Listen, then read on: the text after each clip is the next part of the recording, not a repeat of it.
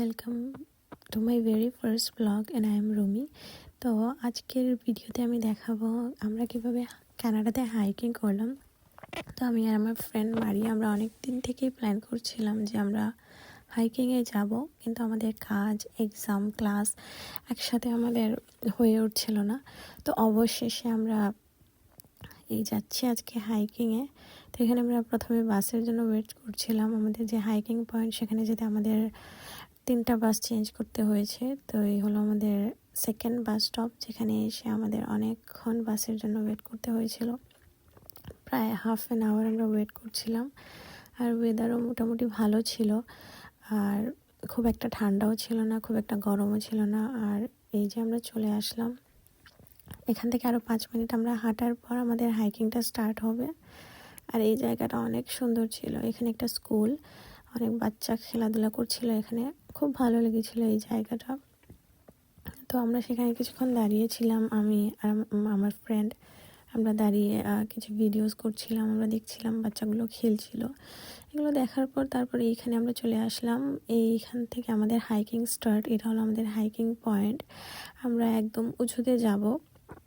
তো দেখতে যতটা সহজ মনে হচ্ছিল ততটা সহজ আসলে ছিল না আমার জন্য।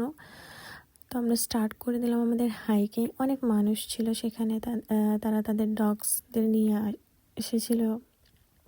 ভালো লাগছিল, প্রথমে শুরুতে ভালো লেগেছে, কিন্তু আমাদের সাথে কোনো পানি ছিল না, তাই একটু কষ্ট হয়ে গিয়েছিল। তো এই হলো পুরো ভিউ। মাঝ রাস্তা থেকে আমরা ওই নিচ থেকে উপরে উঠছিলাম। তো ভালো ছিল, অনেক সুন্দর লাগছিল।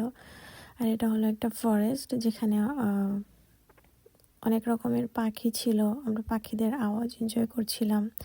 খুব ওয়েদারটা অনেক ভালো ছিল, আর আকাশটাও দেখতে খুবই সুন্দর লাগছিল। তারপর আমরা হাঁটতে হাঁটতে আমরা উপরের দিকে উঠছিলাম, আবার মাঝ রাস্তায় বসে বসে রেস্টও করছিলাম, কারণ পায়েও ব্যথা হয়ে যাচ্ছিল, আর পানিও ছিল না, পানিরও খুব তৃষ্ণা লাগছিল। আর এখানে অনেক ওয়াইল্ড ফ্লাওয়ার্সও ছিল, অনেক সূর্যমুখী, সেগুলোও ছিল। তো আমরা চলে আসলাম আমাদের ডেস্টিনেশনে। আমরা ওই ভিউ পয়েন্ট পর্যন্ত যাব, তার উপরে আরও অনেক আছে যেখানে আমরা যাইনি। আর এটা হলো ভিউ উপর থেকে, মাশাআল্লাহ খুব প্রিটি। এই যে পুরো শহর দেখা যাচ্ছে, থমসন রিভার দেখা যাচ্ছে, আর হিলস দেখা যাচ্ছে, খুবই সুন্দর লাগছিল। আর আকাশটাও অনেক প্রিটি ছিল।